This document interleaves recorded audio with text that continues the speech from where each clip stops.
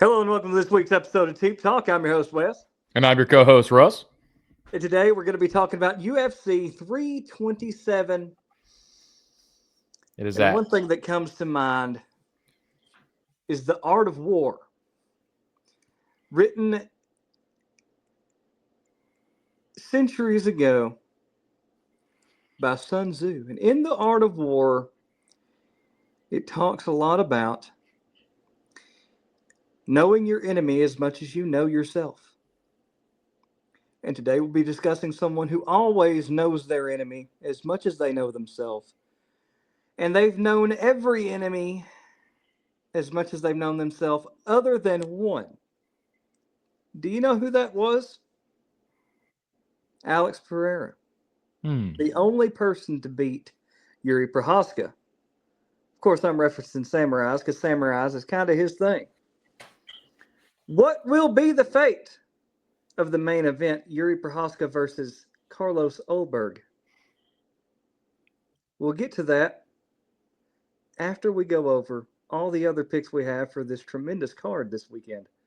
Russell, take it away. Thank you, Wes.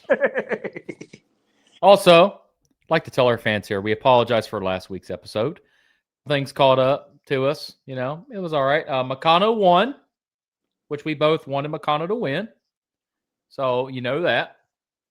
The one time we don't have a Usually, episode, and I had a parlay hit. Usually, and I think the people might know this, but I mean, this has only happened twice. But usually when we miss something, it's usually like a fight night. It's usually not like a big card. So, Yeah. But anyway, let's start with three prelim fights that I'm actually going to talk about. So, United States versus Mexico is Tatiana Suarez, 12-1, 2 knockouts, 6 submissions, 2 first-round finishes, won her last fight by round 3 unanimous decision, lost fight before that round 5 split decision.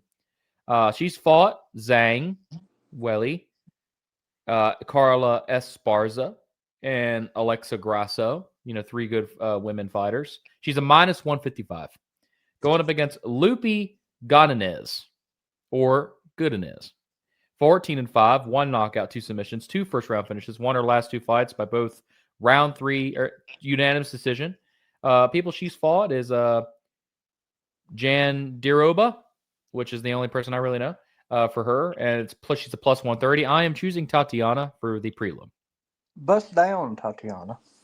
Yeah, bust you remember down, that song? Tatiana. I've heard that song. Tatiana, yeah. But I'm choosing Tatiana for the prelims. Lightweight bout, Poland versus Argentina. We got Poland's Matsurez Gamrot. Haven't seen him in a bit. 25-4, 8 knockouts, 5 submissions, and 3 first-round finishes. Lost his last fight by a round 2 submission against Oliveira, and won the fight before that in unanimous decision, 3 rounds. Fought Oliveira, Dan Hooker. He's fought Dos Anjos, a Fitz-Eve, Darush, and Tsarukyan. Or Armin. I'm just going to say Armin. It's better. Armin. Sarukian. Yes. Going up against Esteban Ribovics. 15-2, 7 knockouts, 5 submissions, 7 first-round finishes. Won his last fight for round 3 unanimous decision. Lost fight before that round 3 split decision. He's a plus 160. And also, I forgot to say, Gamrot is a minus 192. I'm going to choose Gamrot because his last fight he lost. So I'm going to assume he's going to win this one. And now we got United States versus Jamaica, our last prelim here. Kevin Holland versus Randy Brown. Kevin Holland's 28-15, 14 knockouts, 9 submissions, 13 first-round finishes. He lost his last 2 fights by a round 3 unanimous decisions, both of them. Fought Ritter to Reindeer, Roman Dalides, Michael Page, Della Maddalena, Chelsea, Stephen Thomas, Chimaev, Buckley, and Hernandez. He's fought those people. Just wanted to let y'all know. He's a minus 110. This is the fight I told my buddy I'm staying away from. He's going up against Jamaica Randy Brown, 20-7, 8 knockouts, 5 submissions, 4 first-round finishes. Lost to Botham in a round 2 knockout and won by round 2 knockout for this fight before that. He's fought Botham, Della Maddalena, Mickey Gall, and Bilal Muhammad. He's a minus 110 as well. So these guys, by the way, I just want to let y'all know these are both kind of the same minuses. So I would recommend staying away from that. If Did Kevin Holland not fight like 2 cards ago? It's like he yeah, fights all the time. oh yeah, dude, He's he's probably always the fun. most active fighter in the UFC. Oh, well, let me give you all a little update real quick because it has updated again. Let's see. Tatiana is a minus 148, and Lupita is plus 124. Gamrot's minus 205, while Esteban's plus 170, and Kevin Holland's minus 115, and Randy Brown's minus 105. So it's updated again. So I'm going to choose, if I had to choose a fight, which I'm not going to put this on my parlay, but it would probably, I'm going to try Kevin Holland because he lost his last 2 fights. He's got to win one, right? So, he's got to make a comeback. He's got to be like, all right, I'm going to win this one. And then I'm going to lose 2-3 fights again. Then I'm going to win again. That's how he does it. All right, next up here. He We're gets done paid with to the be there prelims. either way. Yeah. Yeah. And just want to let y'all know that was the women's strawweight bout, lightweight bout, and a welterweight bout. And the location of this event is Kazuya Center in Miami, United States. And guess what, folks? We get all of our information from UFC.com and DraftKings. Where the crown is yours, and I'll And he'll fight John fight. Jones. He will. Now, He'll do it. also, here's another thing on fighting John Jones. Just let me let me We're not talk about this sponsored a either. second. We're not sponsored. I have commented before and tagged him in comments and said, "Hey, I'll fight John Jones," and he has yet to respond, which means he either doesn't know I exist or he's ducking. And I'll say it like this: if John Jones got out of his car and started talking shit to me while I was trying to drive and he cut me off, I'm punching him square in his mouth. That's right, John Jones. If you'd have done that to me, I don't care that you're the former UFC heavyweight champion. Guess what? You ain't the UFC heavyweight I champion think anymore. You're old. You're washed up. I'd punch you square in the nose. you should Yeah. message him every day on Yep. Instagram, calling him out. I mean, every single day, and eventually he might show it. Dude, Yeah. it's happened. He might show it on social media. Be like, this guy keeps calling me out every day. So you know what? I'm gonna invite him out here and see what he does. And I'll do it. Do it, dude. I'll do it. No, I will fight John Jones in a UFC match. Okay. So Yep. Main event. what we're getting to now, everybody, are the main cards finally. Featherweight bout, United States versus United States. We got Cub Swanson, 30-14, 14 knockouts and 4 submissions. Won his last fight by round 3 knockout TKO and lost the fight before that by a split decision. He's fought Makano, Frankie Edgar twice, Brian Ortega, Max Holloway, Dustin Poirier, Charles Oliveira, and he's a minus 105. Going up against Nate Landwehr, 18-7, 9 knockouts, 2 submissions, 3 first-round finishes. He lost his last 2 fights, both round 3 knockout TKO, and the only person he's fought that I've seen is Dan Ig, and he lost unanimous decision. He's a minus 115. I am going to go with, I think I chose Nate only because some people are due for a win after 2 losses sometimes. But you don't have to choose that. Cub Swanson is he's been in the game for a while. So if you want to choose him, go ahead. You know where you got that due for a win at? Huh? Me. You know where I What? got that due for a win at? My friend What are you Kenny. talking about? I know what you're talking about. Yeah. Let's see here. And the sad part is, hold on, now I gotta real quick, folks. Let me write down all this again real quick. I just want to get all my picks in. Only because I don't it went up. So all right. Next fight, light heavyweight bout. We got the United States versus Brazil. United States, Dominic Reyes. 15-5, 10 knockouts, 2 submissions, 11 first-round finishes. The last fight he fought was against Carlos Ulberg and lost. And won the fight before that, round 1 knockout TKO. He's fought Ulberg, Anthony Smith, Huri, Prochazka.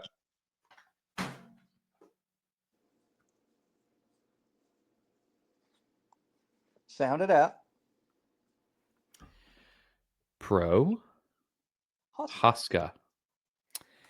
Sorry about that, folks. Sometimes I have a stroke. I have a stroke all the Blachowicz. time. John Jones, Chris Weidman, and Saint Perix, and he's a minus 142. Going up against Brazilians Johnny Walker, 22-9, 17 knockouts, 3 submissions, 17 first round finishes. He won his last fight by round 2 knockout TKO and lost a fight before that, round 1 knockout TKO. He's fought Ankalaev twice, Anthony Smith, Daniel Paul. Is it Paul? I think it's Paul Craig, Jamal Hill, and Khalil Roundtree. He's a plus 120. I'm choosing Dominic Reyes because Dominic Reyes seems like he's making a comeback. He's looking great.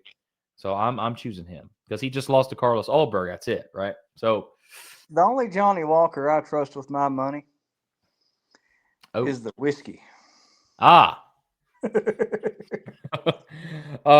Next event, we have a heavyweight bout, United States versus United States.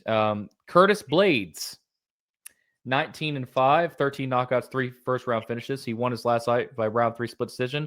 Lost the fight before that by round 1 knockout TKO, which was Aspinall. He has fought Aspinall, Palovovich. I think he's fought Aspinall twice, actually. Palovovich, Derek Lewis and Volkov, Dos Santos, Nagano twice, and Overeem, Alistar Overeem, and Mark Hunt. Mark Hunt. Going up against, and he's a minus 130. He's a minus 135 going up against United States. Josh Hokit. He's 8-0, 5 knockouts, 3 submissions, and 6 first round finishes. He's plus 114. I know this guy is undefeated, folks, and I guess a lot of people are really thinking this Josh guy is going to go for it, but maybe Curtis is going to give him his first loss. Could you imagine if there was a guy named Mike Hunt in the UFC? and he has to be announced by Bruce Buffer. Setting the professional record, 6'2", 200 pounds with losses. Setting in this, fighting out of Mike Hunt.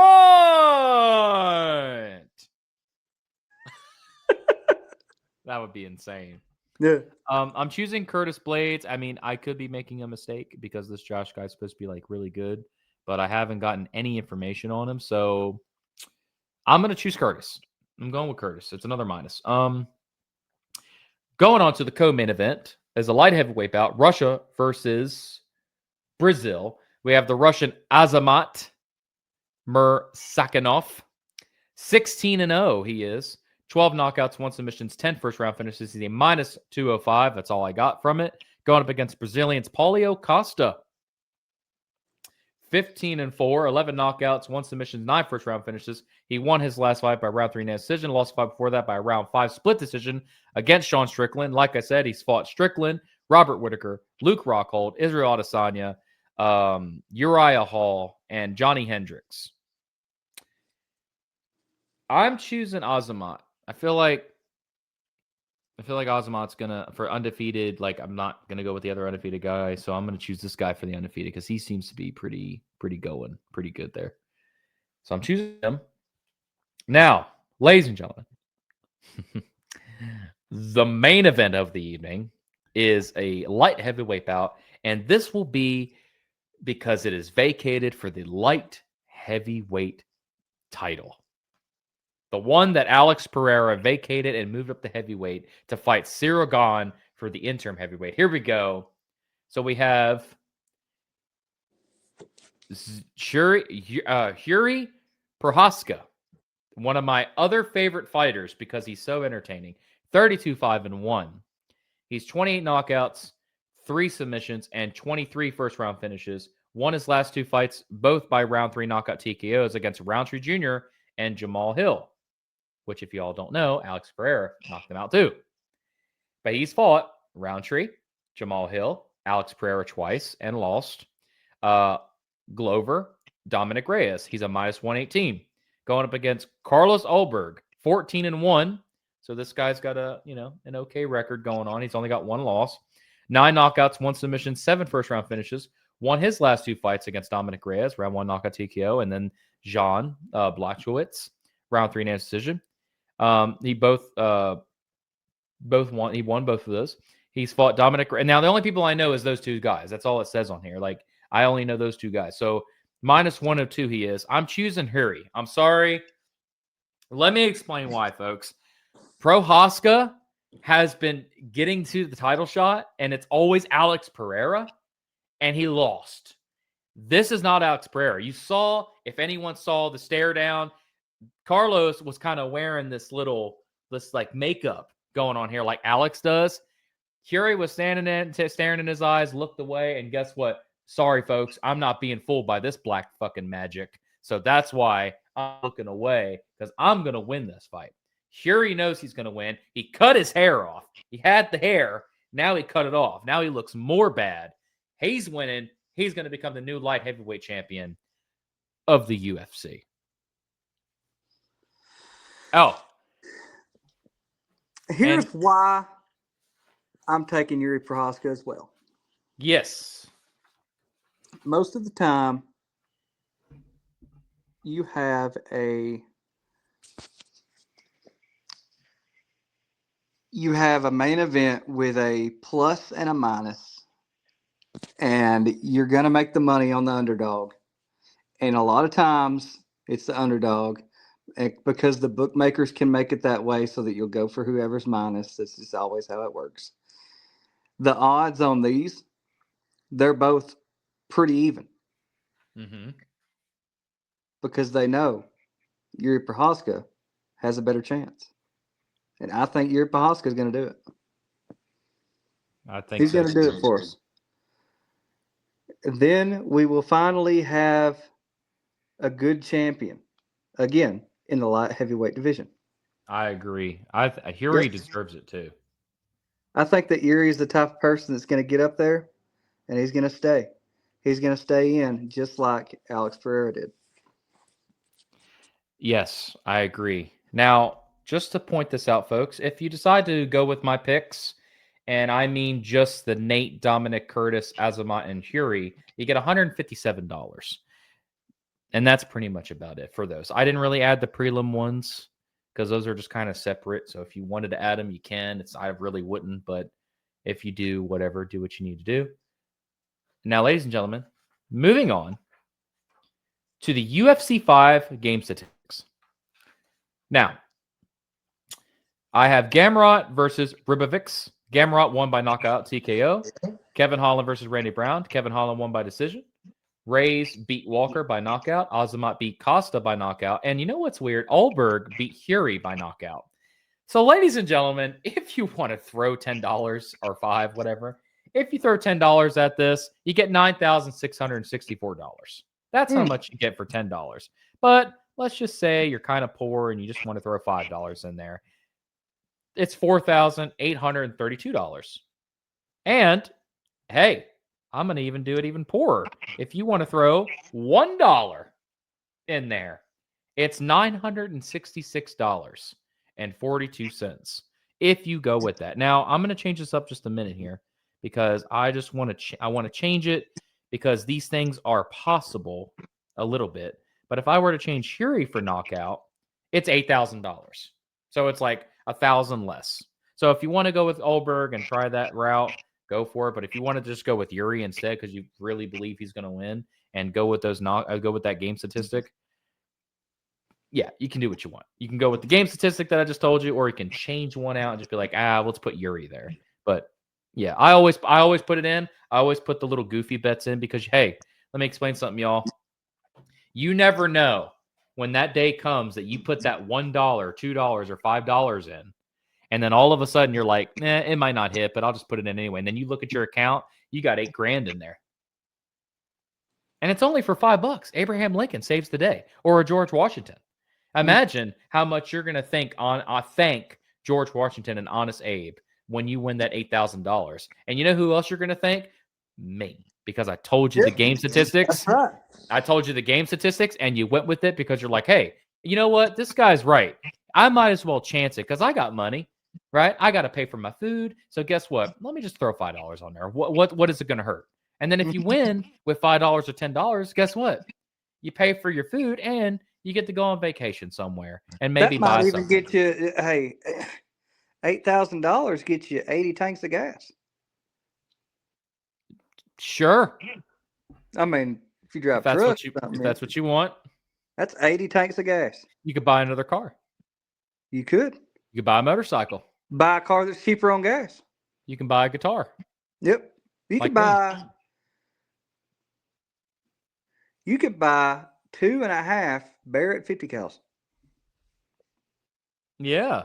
If Hey, you're a weapons guy yeah. or girl, let me just say that. You never know if a woman on here is betting. Yep. So, guy or woman, put that bet down, see what you want. I'd like to shout somebody out here, Russ. Maybe they'll do the same for us. But I referenced the or you referenced the somebody due for a win. Okay, and the person that I got that from runs a Twitter page. Okay, it's called the Quick Six Saloon. So if you're a degenerate gambler and you like us too because you just dip your toe in the UFC, but you're a baseball guy, a basketball guy, this guy had a really big run on March Madness. And they post baseball, basketball, football when football's on, anything that you would want. They don't post UFC. They're not UFC fans. I mean, they'll watch it, yeah, but they're not very well versed in the UFC betting. But if you are interested in other types of things, Quick Six Saloon on Twitter, on X, formerly known as Twitter, they do have some good picks on there. I just wanted to shout them out because that's where we get the tactic from of someone being due for a win. And the statistics on it, because I'm a big statistics guy, and a lot of times people are due for wins. When they've lost 2 times, that third time ain't a charm with losses. A lot of times. So, yeah. Yeah. Well, I think that's it for me. Is there any pressing issues with the UFC?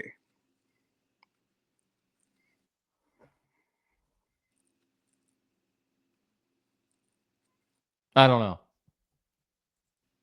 Do you want to hear my conspiracy behind the Sean Strickland fight? No, I can't wait. Okay. And you know, I always like to bring in the conspiracy on what's going to happen on here's why, right? Who's the most American UFC fighter you can think of? Don Fry. Okay, yeah. Other than him, person who's actively in the UFC, though. Bryce Mitchell. I think he leans a little bit more German, but Sean Strickland. exactly. Sean Strickland. Big representation of America, right? And Sean Strickland versus now this is just a theory that I have. And it was, let's say that if it's rigged, if it's all rigged, if they are pulling strings and telling who wins and who doesn't win, this is just something crazy that I've thought of. Okay, so don't take this as sound advice. This is just, you know, some conspiracy stuff, right? Now, as we know, Conspiracies. what was that? My piano. Oh, play us something like something conspiracy ish, like I don't know if I have any. something. I don't know.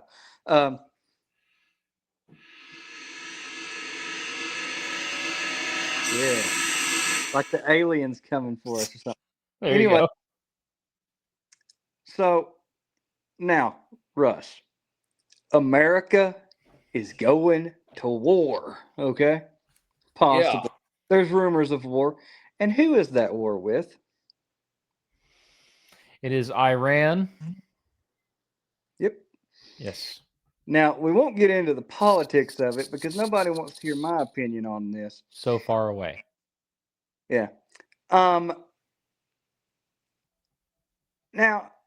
Kamzat Chimaev happens to be of the same religion as the people of Iran, and he looks like a person that you would find in Iran, right? He's not Iranian. but he fits the bill. Yeah, he's Russian. Yeah. No, he's not. He's not Yes, Russian. he is. Is he Russian? Yeah. Still a Muslim, right? He was born in Russia. Where does he live now? The UAE?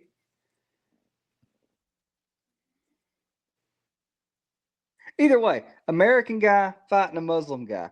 What if, to rouse everybody up about Americans beating the Muslims, they get Sean Strickland to get the win? Mm-hmm. Yeah. And that would be one of the biggest upsets ever. Because Sean Strickland's like, what, plus 300, plus 400, something like that for this fight? Oh, if we had to look that up now, Yeah. let's find out. Let's see here. Hold on. Let's see. Right now, And Kamzat did beat the guy that Sean Strickland couldn't beat 2 times. so right now, as of this moment, Cosmot is a minus 500 and Strickland is a plus 380. Yeah. That's what it is as of this moment. So all I'm saying, if they're pulling the strings and they're choosing themselves who it's going to be, it would be Strickland. Because if the government has some kind of a hand on it to manipulate the minds of the people or something, which is totally not true, the government is here to help us and protect us. And they have our best interest at heart. Ain't that right, Russell?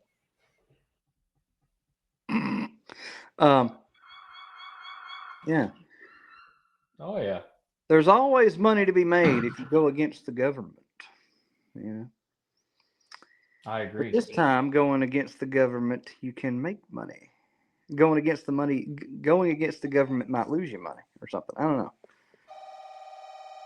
Because common sense tells you that it's a pointless fight because Kamshot should win.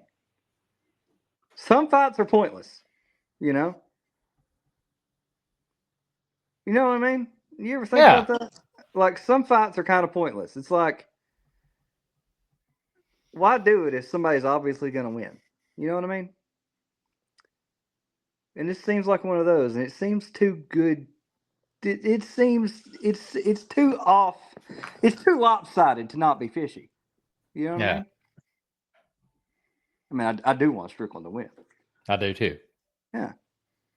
And if he does, that would be the most spectacular thing anyone has ever seen in their life. Yep. It's like, holy crap, Cosmot got knocked out by Sean Strickland, but Cosmot is so strong and just holds you there. Yep. And we'll be watching it down at the Millers. Oh, yeah. And if you see us, come say howdy.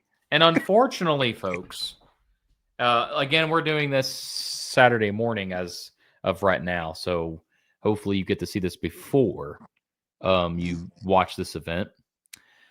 Because today, sad news is among us. My buddy here will not be with me at the event today because he forgot and scheduled NASCAR tickets with his woman. I'm And gonna go folks, see Dale Earnhardt Jr. race. and folks, if It's not you're a really NASCAR, it's his if thing. you're NASCAR fans, hey, go for it. If you're just UFC fans, put in the comments of how lame he is that he missed out on this event. I'm gonna be sitting there hearing and And I'm listening, and I'm and listening I'll to be sitting there watching a Yuri Prochazka fight while Dale Jr. is racing directly in front of me. just like, here's that Nero. Oh my God, Fury's going for it. Nero. I start cheering because I'm so excited while somebody wrecks, and they're like, What's going on with What's you?" he cheering for? It's like, oh, here he won the fight. Here he won. Yeah, for real. Yeah. Oh, Well, I think that's about it for me. that's for me too. That concludes our episode of Teep Talk. I have been your host, Wes. And I've been your co-host, Russ. And we will see you. Don't forget. Whoa, wait a minute. Wait, hold on. A minute. You almost forgot. Wait a minute. Let's see. Who are you sending this to? You know who I'm gonna send it to? Unless you think about it, I'm not gonna say it because you just mentioned it. So you just think about it. But I'm gonna mention this then. I'm gonna mention, since it's in Miami, next time you go to Disneyland or Universal Studios and you buy that ticket and you see Mickey Mouse. Oh, hey. You take out your phone while you take a picture and you go, "Hey, Mickey, I know you're a person in there. I just want to show you this on your head," and look and put it right at their nose because you can see their face through the nose. Put it right there and just be like, "Hey." Is that where they see it out of? I saw a video of like the mascot get right up close to the camera, and the nose, you could see their face through the nose. So put it right up to that nose and just say, "Teep Talk, let me know to tell you this so you can enjoy." And they'll say, "Oh, this is a surprise tool we can use later." You know? Well, I forgot they don't talk. They don't talk. Yeah, the mascots, like the people, the kids, you see them, Mickey and Goofy and them, they don't talk. They just sit there and do like they're miming and stuff. I think they should be required. Now, the only ones that'll talk are the ones that are actually human. Like if you see like Cinderella, it's actually a woman dressed as Cinderella and she pretends to be Cinderella. But if it's Mickey Mouse is dressed in an outfit, like a big old mask, and they don't say anything. Send this. Come on. If you don't say it, I'll say it. But since it's Miami. What? Oh. I thought you would.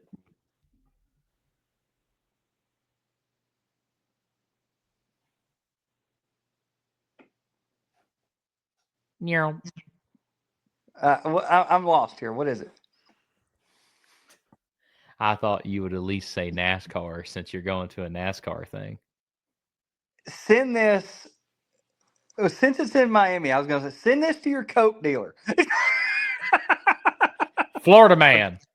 I'm kidding. Don't send this to your Coke. Don't do Coke. Actually, Coke is bad for you. We don't endorse doing drugs. This is what Wesley is going to be hearing.